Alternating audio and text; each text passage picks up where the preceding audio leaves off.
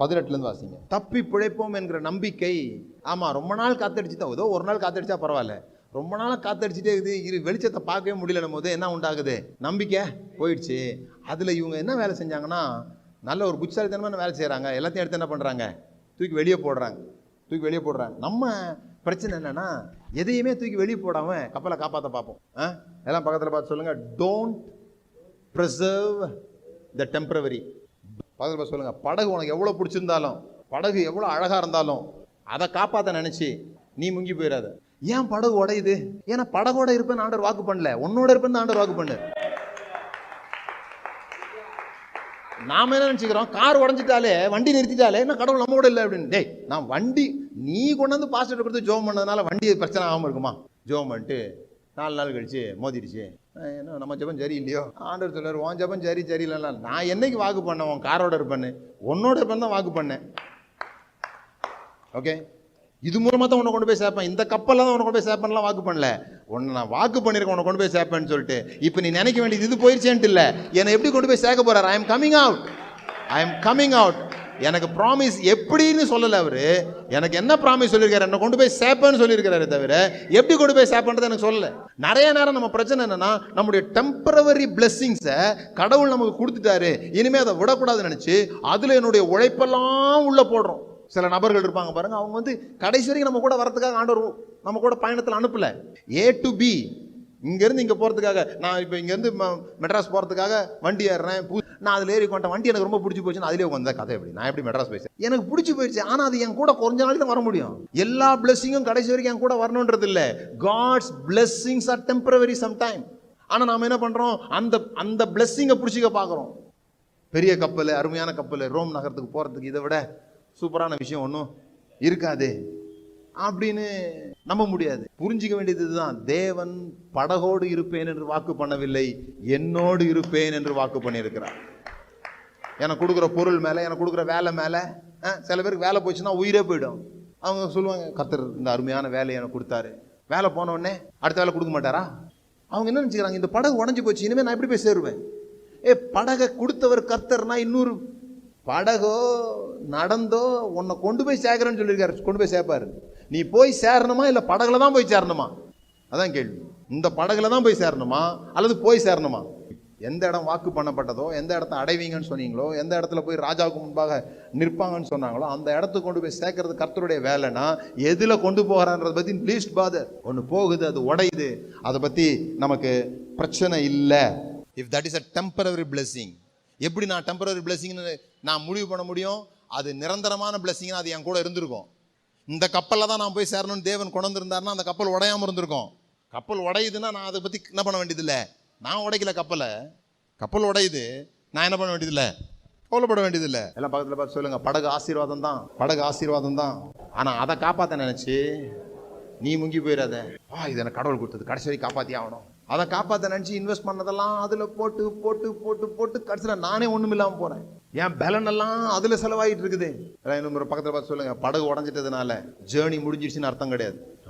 படகு உடஞ்சதுனால ஜேர்னி முடிஞ்சதுன்னு அர்த்தம் கிடையாது. என்ன வேணா நடக்கலாம், திடீர்னு சொல்ல முடியாத புயல் வாழ்க்கையில் அடிச்சிடலாம், எல்லாத்தையும் கொண்டு போயிடலாம், புயல் எல்லாத்தையும் கொண்டு போயிடலாம். ஆனால் அவர் என்னை விட்டு போகலை, ஏன்னா பயணம் இன்னும் முடியலை. நிறைய நேரம் நம்ம செய்கிற தப்பு என்ன, படகு நமக்கு கொடுக்கப்பட்ட வேலை, நமக்கு கொடுக்கப்பட்ட துணை, நமக்கு கொடுக்கப்பட்ட ஏதோ ஒன்று உடஞ்சிச்சு, அவ்வளோதான், இனி என் வாழ்க்கையே சரி. 44. மற்றவர்களில் சிலர் பலகைகள் மேலும், சிலர் கப்பல் துண்டுகளின் மேலும். எல்லாம் பக்கத்தை பார்த்து சொல்லுங்க, கப்பல் உடஞ்சிருச்சு, துண்டை பிடிச்சிட்டு முன்னேறிட்டான். இப்போ எல்லாம் அடம் பிடிக்கிறாங்கன்னு வச்சுங்க, கப்பல் இருந்தால் தான் நாங்கள் வெளியே போவோம், செத்து போயிடுவேன், என்ன மீதி இருக்குதோ அதை பிடிச்சிக்கிட்டு முன்னேறி போ.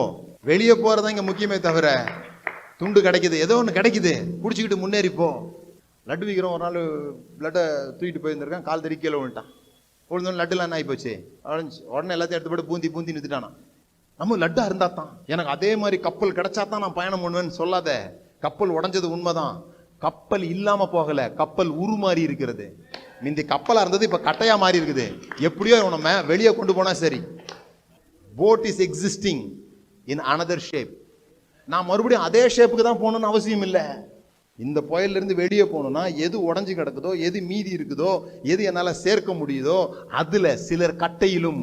என் கப்பல் உடஞ்சிட்டதுனால நான் உடைய வேண்டிய அவசியம் இல்லை. கப்பல் உடஞ்சது உண்மைதான், ஆனா நான் உடைய வேண்டிய அவசியம் இல்லை. எனக்கு உதவியா இருந்தது உடஞ்சது உண்மைதான், அது வரைக்கும் ஆசீர்வாதமா இருந்தது. இது வரைக்கும் எனக்கு ஆசீர்வாதமா இருந்தது உண்மைதான். ஆனா அது உடைஞ்சு போச்சு. அது உடைஞ்சு போயிட்டதுனால நான் முடிஞ்சு போக வேண்டிய அவசியம் இல்லை. எனக்கு உதவியா இருந்தது உடைந்து விட்டதினால் நான் முடிந்து விட்டேன் என்று அர்த்தம் அல்ல.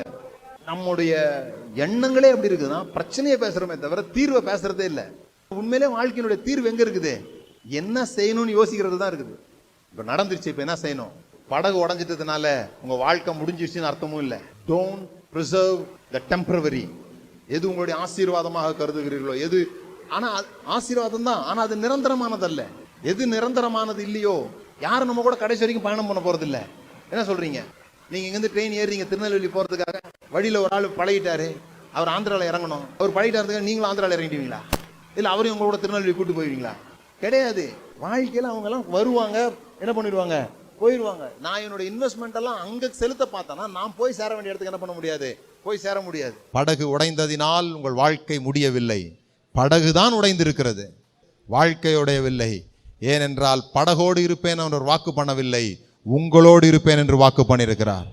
God's promises is with you, not with your blessing. It may be a limited blessing. It may be a blessing for a time period. It may be a blessing for a time period. கொஞ்ச நாளைக்கு தான் அந்த ஆசீர்வாதங்கள் இருக்கலாம், ஆனா தேவன் உங்களோடு கூட இருக்கிறார். பிரச்சனை வரும்போது எதை ஏத்திட்டு வந்தீங்களோ அதை இறக்க வேண்டியது இருக்கலாம், அதை தூக்கி கடல்ல போட வேண்டியது இருக்கலாம், படகை லைட் ஆக்க வேண்டியது இருக்கலாம்.